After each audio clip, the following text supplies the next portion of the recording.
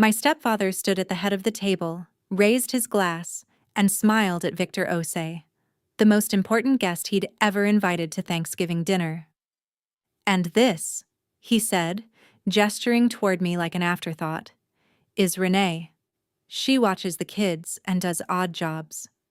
Victor nodded politely. Then he looked at me. Then he pulled out his phone. And the next 6 words he said ended my family's version of my story forever. Before I tell you what happened at that Thanksgiving table, I need to ask you something first. If you had to choose between money and family legacy, which one would you pick? If this story makes you stop and think, drop the word family in the comments below. And if you believe that the truest wealth in life cannot always be measured in dollars, subscribe to this channel. Because the most important things we leave behind are never found in a bank account. My stepfather raised his glass and smiled like a man who had already won. There were 12 of us at the table that Thanksgiving. Mama Carol's good china was out. The white plates with the gold rims she only touched on holidays. The candles were lit. The sweet potato pie was cooling on the counter. Everything looked exactly the way Raymond wanted it to look. Perfect. He cleared his throat, and the table went quiet. "I want to start by giving thanks," he said, his voice carrying that warm Sunday morning tone he saved for company. "For this family. For this home." He paused, letting the silence do its work. "And especially for my son, Marcus Carter. Engineer at Boeing. The pride of everything we built." Applause moved around the table like a wave. Marcus smiled, the easy smile of a man who had never once questioned whether he belonged in a room. I clapped too. I always clapped. Raymond wasn't finished. He turned, almost as an afterthought. And that word is the right one. I've thought about it many times since, and gestured toward me with his glass. "And this is Renee," he said. "She watches the kids and does odd jobs around the house." A few people nodded. Someone smiled politely. The wave moved on. Under the table, my daughter Jade's hand found mine. She was 6 years old, and she was wearing the red corduroy dress she'd picked out herself at Target 3 weeks before.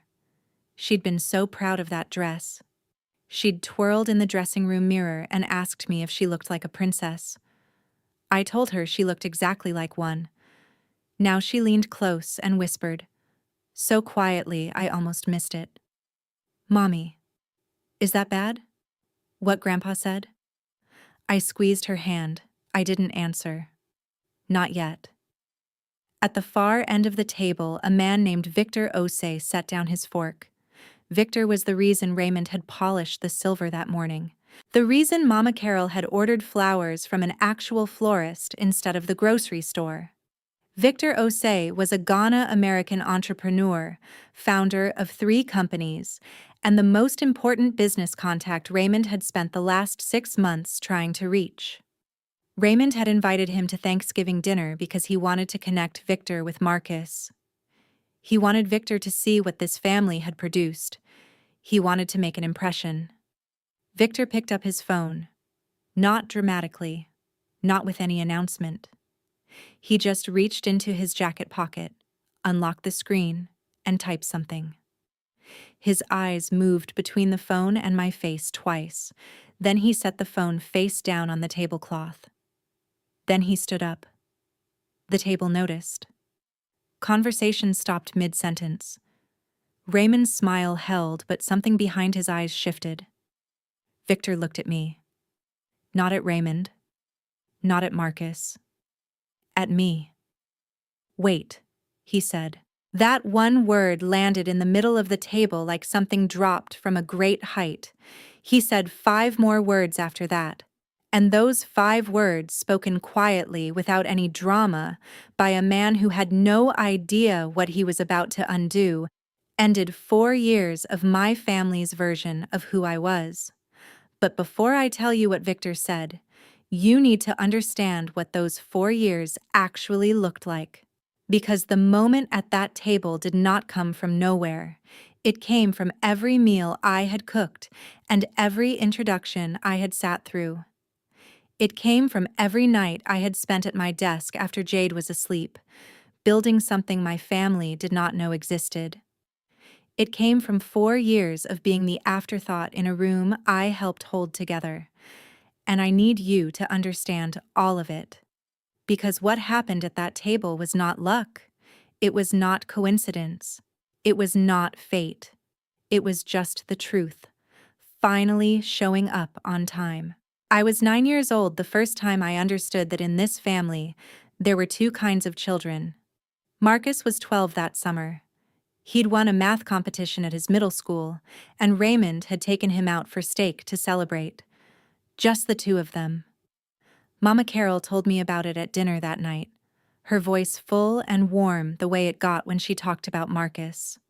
"Your brother is going to do something great," she said. "You can just tell." I remember pushing my food around my plate and thinking, I want to do something great too. I never said it out loud. Even at 9, I understood that wanting wasn't enough in this house. You had to already be something. And somehow, without anyone ever explaining the rules, I understood that Marcus was already something, and I was still waiting to find out. Raymond was not a cruel man. I want to be clear about that. He didn't yell. He didn't belittle. He was simply a man who had decided, early and completely, what each of us was capable of. And then, he never once revisited that decision. Marcus got SAT prep courses and campus visits to Howard University and North Carolina, A&T. Raymond drove him personally, 2 weekends in a row, talking the whole way about legacy and opportunity, and what it meant to represent your family well. When it was my turn, Raymond sat me down at the kitchen table with his hands folded and told me that community college was a fine option for someone with my situation. Someone with my situation. I was 17 years old. I did not yet know what my situation was supposed to mean. I went to Central Piedmont Community College. I paid for it myself, waitressing at a breakfast diner on Independence Boulevard, saving every tip in a jar on my dresser. I made decent grades. I liked my accounting class. I liked the way numbers had rules that didn't change depending on who was in the room. I was in my second year when I found out I was pregnant. The father was a man I had been seeing for 8 months. He was kind in the beginning. Then he wasn't. Then he was gone. That part of the story is short because he made it short. I told Raymond and Mama Carol on a Tuesday evening. Mama Carol cried. Raymond set his coffee cup down very carefully, the way he did when he was choosing his next words. "You made your choice," he said. Not, "Are you okay?" Not, "What do you need?" Just, "You made your choice." 4 words that told me exactly where I stood and exactly where I would keep standing. I left Central Piedmont the following semester. I told myself it was temporary. For a long time, I believed that. Jade was born on a Thursday in March. 6 pounds, 4 ounces. She had my mother's nose and her father's eyes and absolutely no idea what she had been born into. I held her in that hospital room and made her a promise I didn't know yet how to keep. I told her she would never have to wonder if she was worth believing in. For the next 2 years, I did what I had to do. I took whatever work I could find around Jade's schedule. I cleaned houses. I did bookkeeping for a dry cleaner on Beatty's Ford Road, 20 hours a week. Cash. I moved into a 1-bedroom apartment on the north side of Charlotte, the kind where the hallway always smelled like someone else's cooking. Raymond never visited. Mama Carol came twice. She always brought food and she always left before dark, and she never once said anything unkind. But she never said anything that pushed back against Raymond either. That silence was its own kind of answer.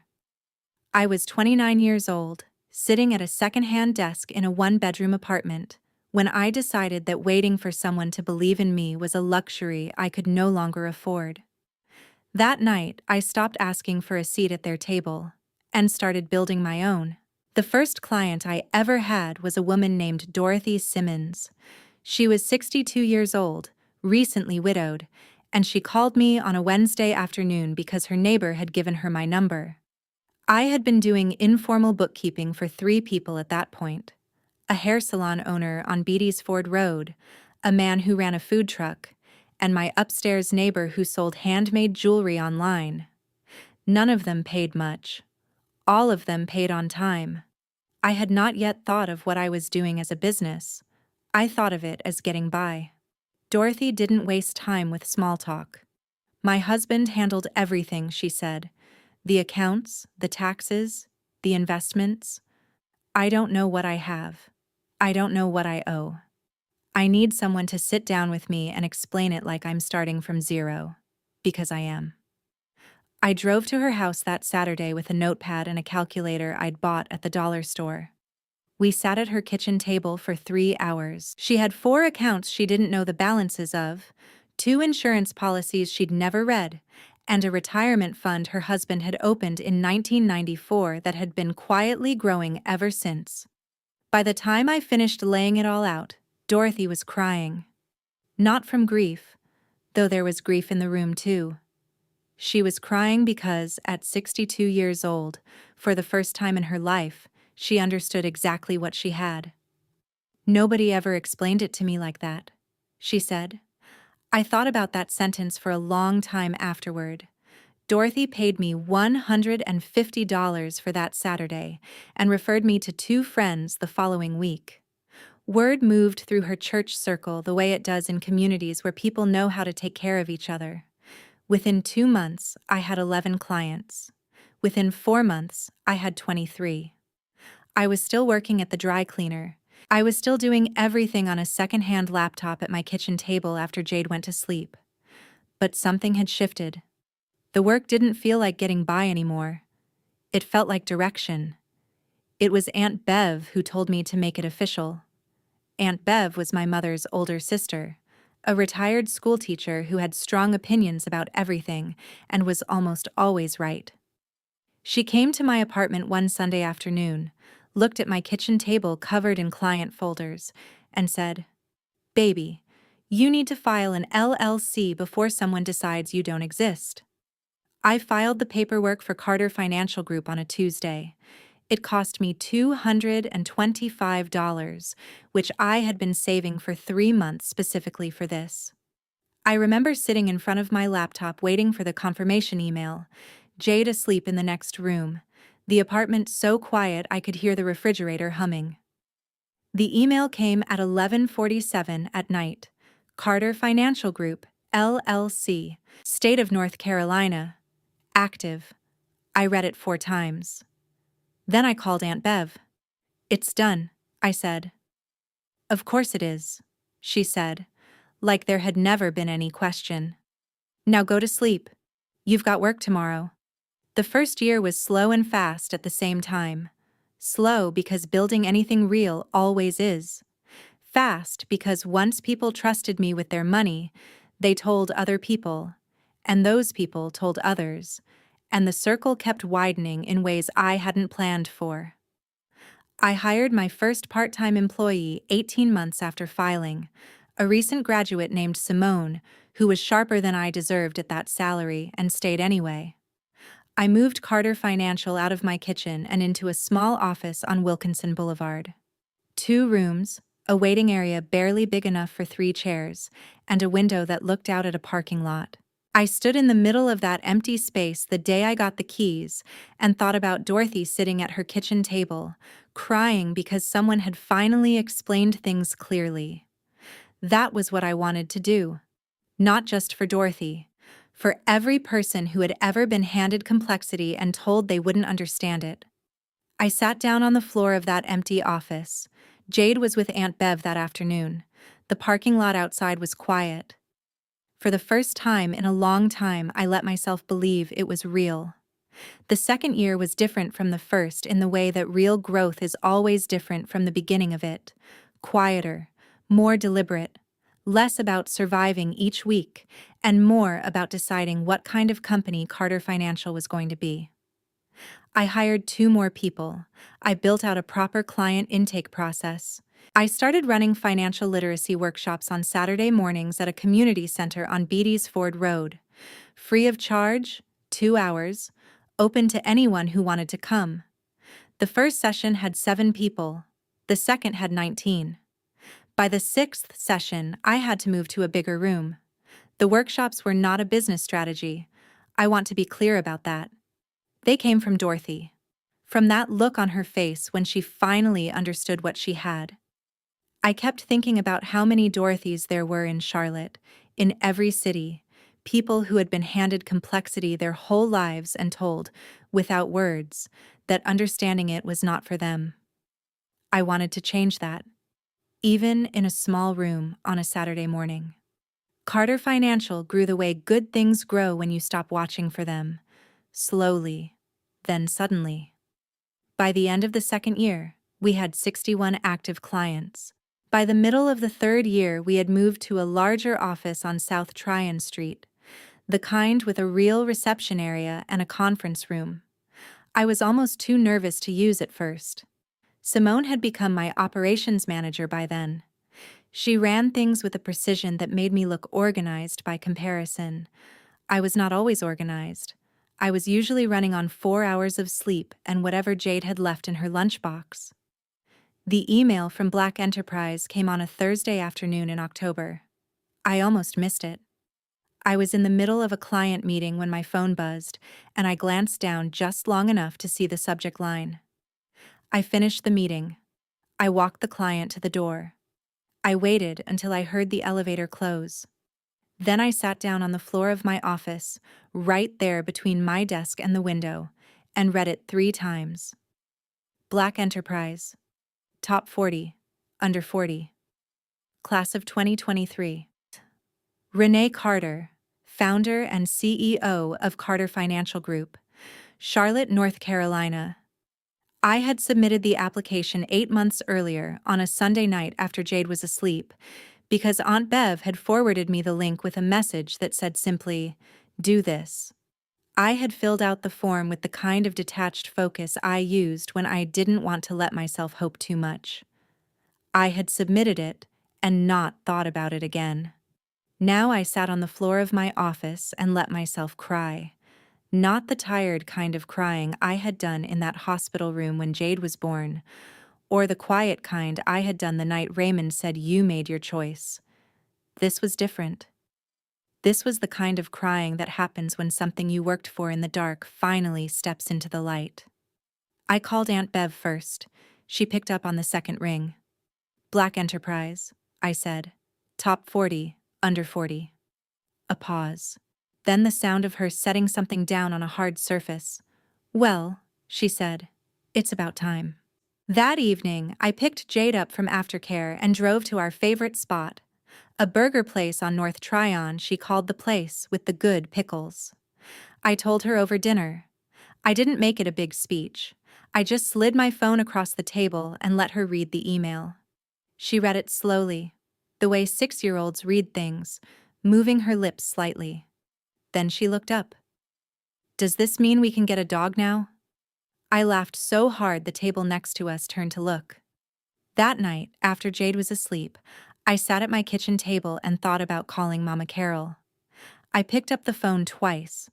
Both times, I set it back down. Because I already knew how that call would go. She would be happy for me, genuinely, in the way she was always genuinely happy for me. And then she would tell Raymond. And Raymond would nod and say something measured and move on. And by Sunday dinner, the conversation would have shifted back to Marcus and Boeing and whatever project he was leading that quarter. I set the phone down a third time and left it there. Some achievements, I had learned, were better kept close, held like a lit match in a dark room. Not to hide them. Just to protect the flame until it was strong enough that no one could blow it out. 3 weeks before Thanksgiving, Raymond called me on a Monday morning. Raymond did not call just to check in. In 4 years of living 20 minutes apart, he had never once called without a reason attached. So when his name appeared on my screen at 8:47 in the morning while I was in the middle of reviewing a client portfolio, I already knew the call was going to cost me something. I let it ring twice before I answered. Renee. His voice had that particular quality it got when he was pleased with himself. Elevated. Like a man who had just been told good news and couldn't wait to be the one to deliver it. I wanted to let you know we're doing a proper Thanksgiving this year. Sit-down dinner. I'm inviting some people. I waited. Victor Osei is coming, he said. He said the name the way people say names they've been practicing. Carefully. With weight. I knew the name. Anyone who followed black business in Charlotte knew the name. Victor Osei had founded his first company at 26, sold it at 31, and used the proceeds to build 2 more. He sat on the boards of 3 nonprofits and had been profiled in Forbes the previous spring. He was, by any measure, exactly the kind of man Raymond spent his life trying to impress. Marcus has been trying to get in front of him for months, Raymond continued. Victor's looking to expand his team. Engineering background, leadership experience. Marcus is exactly what he needs. This dinner is the opportunity. I understood completely. Victor Osei was not coming to Thanksgiving because Raymond had a relationship with him. Victor was coming because Raymond had worked every contact he had to secure the invitation, and he was bringing Victor into his home to create the impression that this was the kind of family that produced people worth knowing. Marcus was the point. I was the backdrop. I told Raymond I would be there. I hung up and sat for a moment with my phone face down on my desk. Then I opened my laptop and typed Victor Osei into the search bar. I had looked him up before, the way you look up anyone whose name comes up in your industry. But this time, I went deeper. His company websites, his LinkedIn profile. A recent interview he had given to a Charlotte business publication, in which he talked about his plans to expand into financial services consulting. Financial services consulting. I read the paragraph 3 times, then I opened my email and searched his name. The result came up immediately. September 14th. An inquiry sent to the Carter Financial Group general contact address from the office of Victor Osei, requesting a preliminary meeting to discuss a potential consulting partnership. The email had been flagged by Simone and placed in a folder I reviewed monthly. I had not yet gotten to September's folder. I sat back in my chair. Victor Osei had reached out to Carter Financial Group 6 weeks before Raymond invited him to Thanksgiving dinner. He had no way of knowing that Carter Financial Group was run by Raymond's stepdaughter. He had simply done what serious people do when they are looking for something specific. He had searched. He had found us. He had reached out. And Raymond had no idea. I read the email again. Professional, direct, specific about what he was looking for. The kind of email that deserved a prompt response. I had not given it one. I closed the laptop. I picked up my coffee. It had gone cold while I was reading. Outside my window, South Tryon Street was moving through its ordinary Monday morning. Delivery trucks, commuters, a woman walking a dog that was significantly larger than she seemed prepared for. I thought about Raymond's voice on the phone, that elevated, self-satisfied tone, the way he had said Victor's name like a trophy. I thought about the email sitting in my September folder. And I thought about Thanksgiving, 3 weeks away, and what it was going to look like when those 2 things met at the same dinner table. I did not call Raymond back. I did not respond to Victor's email. Not yet. I just sat there in my office on South Tryon Street and let the pieces arrange themselves in my mind, one by one, until the picture they made was impossible to look away from. Thanksgiving morning smelled like cornbread and something I couldn't name. Maybe dread. I was at my parents' house by 7:30, not because anyone asked me to be there that early, because the turkey needed 4 hours in the oven and the cornbread dressing needed to be assembled before the turkey went in, and the collard greens needed at least 2 hours on the stove, and none of that was going to happen by itself. It never did. Every Thanksgiving for as long as I could remember, I was the one in the kitchen while everyone else got ready. Mama Carol was already up when I arrived, moving around in her good robe, setting out serving dishes she had polished the night before. She hugged me at the door, a real hug, the kind she gave when Raymond wasn't watching. "You look tired," she said. "I'm fine," I said. She held my face in her hands for a moment, the way she used to when I was small, and looked at me like she wanted to say something more.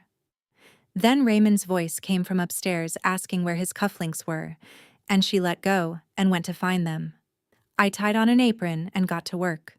Jade arrived at 9, dropped off by Aunt Bev, wearing the red corduroy dress she had picked out herself 3 weeks earlier. She spun in the kitchen doorway to show me the skirt flared out. "Do I look like a princess, Mommy?" "You look exactly like one," I said. "Now go find Grandma Carol and stay out of the kitchen." She disappeared down the hallway. I listened to her footsteps and turned back to the stove. Marcus arrived at 11:30, 45 minutes after he said he would, with his wife Denise and a bottle of wine he definitely had not selected himself. Raymond met them at the door with a handshake that turned into a shoulder grip, the kind of greeting that said everything about how Raymond divided the world. Marcus laughed at something Raymond said before they even got inside. Denise hugged Mama Carol. Everyone moved to the living room. Nobody came to check on the kitchen. I basted the turkey and thought about the email sitting in my September folder. I had drafted a response 3 times in the past 2 weeks and deleted it each time. I wasn't sure why. Some instinct I didn't fully understand was telling me to wait. Victor and Diana Osei arrived at 12:30, exactly when they said they would. I heard Raymond's voice change from the kitchen. That particular elevation again, even more pronounced than it had been on the phone 3 weeks ago. I heard the front door open, the exchange of greetings, Raymond's laugh, the kind he used for people he wanted something from. I stayed at the stove. A few minutes later, the kitchen door swung open. I assumed it was Jade, or Mama Carol coming to check on the greens. I didn't turn around right away. "Something smells incredible." The voice was even, unhurried, with a faint accent that sat underneath the American cadence like a second language that had never fully gone away. I turned. Victor Osei was standing in my mother's kitchen doorway in a charcoal blazer and an open-collar shirt, looking at the stove with the expression of a man who genuinely appreciated good food. "Thank you," I said. "Collard greens. They've been on since 8. He nodded, looking at the pot. Then he looked at me. It was a brief look, a second, maybe 2. The kind of look that moves fast but lands slowly, like something registering just below the level of conscious thought.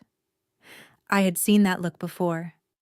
In my office sometimes, when a new client looked at my credentials on the wall and tried to reconcile them with whatever they had expected to walk in and find. Victor. Raymond appeared in the doorway behind him, clapping a hand on his shoulder. "Come on, let me show you the backyard before it gets dark." Victor glanced back at me once more as Raymond steered him away. Just for a moment. The way people glance at something familiar they can't quite place. Like a song you know, but can't name yet. I turned back to the stove. The timer on the oven was counting down. 47 minutes. The table would be set in an hour. 12 people would sit down. Raymond would stand at the head of it and say exactly what he always said. And I would sit in my usual chair and wait to find out which version of this evening we were all going to walk away from. The timer went off at 2 o'clock exactly. Mama Carol called everyone to the table with the voice she saved for occasions, warm and carrying, the kind of voice that made a house feel like a home for exactly as long as dinner lasted. Chairs scraped against hardwood. Conversations folded themselves up and moved to the dining room. Jade found me in the kitchen doorway and took my hand without being asked. The table looked the way Raymond needed it to look. The white china with the gold rims, the good silverware, polished the night before. 3 candles down the center, already lit. A centerpiece of fall flowers Mama Carol had arranged herself, orange and deep red, the colors of a season that always seemed more beautiful from the outside than it felt going through it. 12 people settled into their seats. Raymond stood at the head of the table. He always stood at the head of the table. It was the only place in the room where he was certain of himself in the way that required no effort. Victor and Diana sat near the middle, across from Marcus and Denise. I sat near the far end, Jade beside me, her small shoulders straight in her red corduroy dress. She had her hands folded in her lap the way Mama Carol had taught her. She was watching Raymond with the careful attention of a child who had learned to read a room before she learned to read a book. Raymond lifted his glass. The table went quiet. "Before we eat," he said, "I want to give thanks." His voice had settled into its Sunday register, the one that moved slower and landed heavier than his ordinary speaking voice. For this table, for this family, for the blessings we don't always deserve, but receive anyway. A murmur of agreement moved around the room. Someone said, "Amen." Mama Carol pressed her fingers together in her lap. "I want to recognize my son Marcus," Raymond continued. His voice warmed by several degrees. "Engineer at Boeing, leading a team of 14 people on a project I don't fully understand, but am entirely proud of." Laughter, easy and genuine, rippled through the guests. Marcus smiled, the comfortable smile of a man in his correct place. Denise squeezed his arm. Raymond let the moment breathe before moving on. Then he turned. The fraction of a second before he spoke, I already knew what was coming. I had known for 4 years. I had known since the first Thanksgiving after I came back, when I sat at this same table and heard my name said the same way. "And this is Renee," he said. The warmth in his voice adjusted downward. "Not cruel, just diminished. The way you turn a dial without thinking about it. She watches the kids and does odd jobs around the house." 2 people nodded. Someone smiled at me with the polite blankness of a person who has already moved on. Victor did not smile. He looked at Raymond. Then he looked at me. Under the table, Jade's hand found mine. Her fingers were cold. I squeezed them once and kept my eyes forward. Raymond was already moving into the blessing, his voice back to its full register, filling the room the way he liked it filled. Then Jade leaned close to my ear. "Mommy." Her voice was barely a breath. "Is that bad? What Grandpa said about you?" The table was still bowing its heads. I looked down at my daughter in her red dress, her eyes wide and searching, asking the question that no adult at that table had ever been willing to ask out loud. I did not answer her. Not yet. But something inside me, something that had been folded down and pressed flat for 4 years, quietly came to a decision. The blessing ended. Heads lifted. Plates began to move. I helped Jade with her napkin. I passed the cornbread to my left. I did the things you do at a table when you are trying to hold yourself very still on the inside, while everything on the outside continues its ordinary motion. Raymond was already deep in conversation with Victor, leaning slightly forward the way he did when he wanted someone to feel like the most important person in the room. Marcus had turned to join them, his chair angled toward Victor's end of the table. Denise was talking with Diana about something that made them both laugh. Mama Carol was watching the gravy boat make its way around. Everything looked normal. Everything was not. I cut Jade's turkey into pieces smaller than necessary and told myself to breathe. Victor said something to Raymond that made Raymond laugh. Then Victor picked up his fork. Then he set it back down.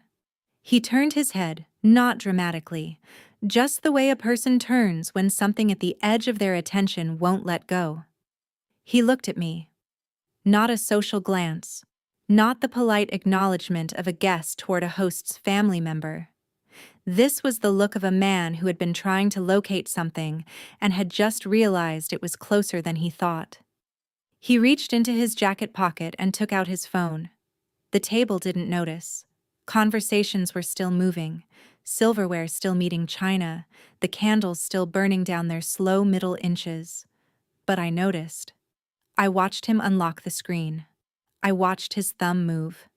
I knew what he was doing before the screen had time to load. He was searching. 20 seconds. Maybe 30. Long enough for Jade to ask me if she could have more cornbread. Long enough for Raymond to refill his own glass without offering anyone else first. Long enough for something that had been building for 4 years to arrive at its final moment. Victor placed the phone face up on the tablecloth. The screen faced Raymond's end of the table. I could not see what was on it from where I sat. I didn't need to. I knew exactly what LinkedIn showed when you searched Carter Financial Group and clicked the founder's profile. I had looked at it myself enough times to know it by heart. The headshot Simone had insisted on, the title, CEO and founder, the Black Enterprise badge, the 61-word bio I had rewritten 11 times before I stopped caring whether it sounded impressive enough. Victor looked at the screen, then at me, then at the screen once more. Then he stood up. Not fast, not with any performance. The way a man stands when something important needs to be said, and he is not the kind of person who says important things sitting down. The table noticed this time. Conversations slowed. Forks paused mid-air. Raymond's smile held, but his eyes moved to Victor with the careful attention of a man who has just lost control of something he thought he was managing. Victor looked directly at me. "Wait," he said. One word. The table went still. "I've been trying to reach you for 6 months." He said it simply. No drama, no accusation. Just the plain statement of a fact that happened to detonate everything in the room it landed in. Raymond's fork stopped moving. Marcus looked at Victor, then at me, then back at Victor. Mama Carol's hand went still on her water glass. 12 people sat at that table and recalculated, in the space of 4 seconds, everything they thought they understood about who was sitting at the far end of it. Raymond opened his mouth. Nothing came out. Victor was still looking at me, waiting, with the patient expression of a man who already knows the answer, but understands that some answers need to be spoken aloud to become real. I set down my fork. I looked at my daughter. Then I looked at Raymond. And I spoke. I did not raise my voice. I want to be clear about that, because I know how this kind of story is supposed to go. The wronged person stands up and delivers a speech. There is volume. There is drama. There are tears. Or there is fury. Or there is some combination of the two that makes for a satisfying moment. That is not what happened. I looked at Victor first. Then I looked at Raymond. Then I spoke the way I speak to clients when I am presenting information that is going to change how they understand something. Clearly. Without apology. "My name is Renee Carter," I said. "I'm the founder and CEO of Carter Financial Group. We're a financial advisory firm based here in Charlotte. 68 active clients, a team of 7. And yes, Mr. Osei, I received your September inquiry. I owe you a response." The table was so quiet I could hear one of the candles flickering. Victor sat back down slowly. He looked at me with an expression I recognized from client meetings, the specific focus of a person who has just been given information that reorganizes everything else they thought they knew. "Carter Financial," he said. "The community workshops on Beatty's Ford Road. Every other Saturday," I said. "Free of charge." Something shifted in his face. Not surprise exactly. More like confirmation. The feeling of a belief you held quietly finally being proven right. Raymond found his voice. Renee. His tone was the one he used when he wanted to redirect a conversation without appearing to redirect it. Smooth, measured, the voice of a man accustomed to controlling rooms. "This isn't really the time to—" "You introduced me, Raymond." I kept my eyes on the table, not on him, not with anger. just with the steadiness of someone who has decided that this particular conversation is going to finish. You told everyone at this table what I do. I'm just finishing the description. A sound came from Mama Carol's end of the table. Not words. Just a small, involuntary exhale, the kind that escapes when something you have been holding for a long time finally releases. I did not look at her. I wasn't ready to. Marcus had not spoken. I could feel him at the other end of the table the way you feel weather changing. He was looking at the tablecloth with the expression of a man reviewing a long series of events and arriving at conclusions he did not enjoy. Raymond tried again. Victor, I apologize for this. Family dynamics can be... Raymond. Victor's voice was not unkind, but it was final. The way a door closing is final, without any drama, just the soft click of a thing that is done. You told me last month that Renee was between jobs. The table inhaled. Between jobs. 2 words that landed with the specific weight of something said behind someone's back that has just been repeated to their face. Mama Carol set her water glass down. She looked at Raymond for a long moment, and I saw something in her face I had not seen before. Not anger, not shock. Just a quiet, tired clarity, the look of a woman who has excused something one too many times and has finally run out of the energy to do it again. That's not true, she said. Her voice was soft, but she said it to the table, not to the tablecloth. That has never been true. Raymond did not respond. Victor reached into his jacket. He placed a business card on the table and slid it toward me. Clean, heavyweight stock, simple design. His name, his direct line. Monday morning, he said. 9 o'clock. My office on South Boulevard. A pause. We have a lot to talk about. I picked up the card. I looked at it for exactly 1 second. Then I put it in my pocket. The dinner did not end so much as dissolve. There was no announcement. No dramatic exit. Just the slow, quiet process of people finding reasons to be somewhere else. The first to leave were a couple Raymond had invited from his professional network, people who had no stake in what had just happened and no reason to stay for whatever came next. They thanked Mama Carol for the food, shook Raymond's hand with the careful politeness of people who would be discussing this in their car before they reached the end of the street. Then the others followed, one by one, in the way that departures happen when a room has shifted past the point of recovery. A headache. An early morning. A dog that needed to be let out. The excuses were ordinary. The urgency behind them was not. Victor and Diana left together quietly, with the unhurried composure of people who had not caused the situation and did not feel responsible for managing the aftermath.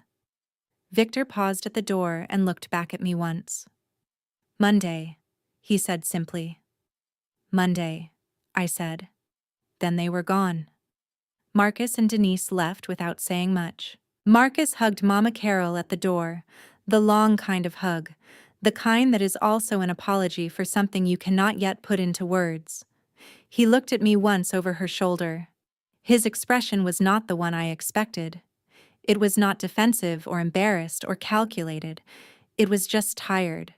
The face of a man who had been somebody's proof of something for so long that he had forgotten to ask whether he wanted the job. I almost said something. Instead, I nodded. He nodded back. It was enough, for now. Raymond was still at the table when the last guest left, sitting at the head of it, the way he always sat, but diminished somehow, like a piece of furniture moved to the wrong room. His glass was still full. His plate was barely touched. The centerpiece flowers cast long shadows across the white china in the candlelight. He did not look up when I came back in to get Jade's jacket from the chair. I lifted Jade, who had fallen half asleep against the side of her chair, her red dress rumpled, one small shoe halfway off her foot. She wrapped her arms around my neck without waking fully and pressed her face into my shoulder the way she had since she was an infant, like she was locating something she needed. I carried her toward the front door. Mama Carol was standing in the hallway. She had her arms crossed over her chest, not defensively, the way you cross your arms when you are holding yourself together. Her eyes were red at the edges. She had been crying, or had been very close to it, for a while. She reached out and put her hand on my arm as I passed. "Baby," she said. Just that one word. But the way she said it was different from every other time she had said it in my life. There was no qualification behind it. No, but, "No, your father means well. No, don't be so sensitive." Just the word, standing by itself, with all the weight of everything she had never said before, finally pressing through. "I know, Mama," I said. I didn't stop walking. Not because I was angry, because Jade was heavy, and the car was cold, and some conversations need more space than a hallway can hold. I buckled Jade into her car seat. She stirred once, murmured something I couldn't make out, and went still again. I closed the door softly and sat behind the wheel for a moment before starting the engine. In the rearview mirror, the porch light was on. Mama Carol was standing in the doorway. Raymond was not beside her. I pulled out of the driveway and onto the quiet street. The city moved past the windows, ordinary and unhurried, indifferent to everything that had just happened in one house on one street. Charlotte at night, the lights and the overpasses and the long straight roads that always felt like they were going somewhere specific even when you weren't sure where. Jade slept in the back seat, her breathing slow and even. For the first time in 4 years, I wasn't driving away from something. I was driving toward it. I just hadn't decided yet exactly what to call it. 2 weeks after Thanksgiving, I sat across from Victor Osei in his office on South Boulevard, and we talked for 2 hours. Not about Raymond. Not about the dinner. About work. About what Carter Financial had built and where Victor's expansion needed to go, and what a consulting partnership between us could look like in practical terms. Victor was the kind of person who moved through a conversation the way a good accountant moves through a balance sheet. Methodical. Precise. No wasted motion. By the end of the second hour, we had the outline of an agreement. I drove back to my office on South Tryon and sat at my desk and looked at the notes I had taken. Clean numbers, clear terms, the kind of opportunity that doesn't announce itself with fanfare. It just arrives, quietly, and waits to see if you are ready. I had been ready for 4 years. I just hadn't had the meeting yet. Raymond sent a text 3 days after Thanksgiving. Not a call. A text, which told me everything I needed to know about how much he was willing to offer. It said, "I hope things are good. We should talk when you're ready." I read it twice. I set my phone down. I was not ready, and I did not pretend to be. Some doors need to stay closed for a while before you can open them honestly. I was not angry at Raymond. Anger would have required me to still want something from him. What I felt was simpler than that, and quieter. It was the particular piece of a person who has stopped waiting for an apology and started building around the absence of one. Mama Carol called on a Sunday. We talked for 40 minutes, longer than we had talked in years. She did not explain herself or excuse Raymond or ask me to understand. She just talked to me the way she used to when I was small, before the house divided itself into its hierarchies and silences. We talked about Jade, about the collard greens recipe, about a book she was reading. It was not a resolution. It was a beginning. Those are different things, and I have learned not to confuse them. One afternoon in December, I picked Jade up from school, and we stopped at the place with the good pickles on the way home. She ate her burger with the focused satisfaction of a person who has strong opinions about food. Then she looked up at me with the expression she gets when something has been sitting in her mind for a while. "Mommy," she said, "why did that man already know your name?" At Thanksgiving. I thought about how to answer that. I thought about Dorothy, and Aunt Bev, and the secondhand desk, and the confirmation email at 11:47 at night. I thought about 4 years of work done in the dark, quietly, without an audience. Because some people pay attention, baby, I said. And the work always knows your name, even when the room doesn't. She considered this seriously, the way 6-year-olds consider things that matter. Okay, she said. Then she went back to her burger. I tell you this story not because it ended perfectly. It didn't. Families rarely do. I tell it because somewhere right now, someone is sitting at a table where they are the afterthought, where their name is said with a dial turned down, where the work they have done in the dark has not yet stepped into the light. It will. Keep building. The truth has a way of showing up exactly when it is needed, and when it does, you will not need to raise your voice. You will not need to perform. You will only need to be exactly who you already are. If this story meant something to you, share it with someone who needs to hear it tonight.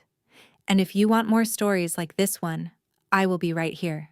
There is a version of this story where I stand up at that table and deliver a speech, where I list every accomplishment, every late night, every client I helped understand something nobody had ever bothered to explain to them before, where I make Raymond feel the full weight of 4 years of diminishment in front of every person he invited to witness his own success. That is not this story, because the truth is, I didn't need to perform. I didn't need volume or drama or a perfectly timed monologue. I only needed to be exactly who I had already spent 4 years becoming. Victor Ose did the rest, not because he was trying to rescue me, but because he is a man who pays attention.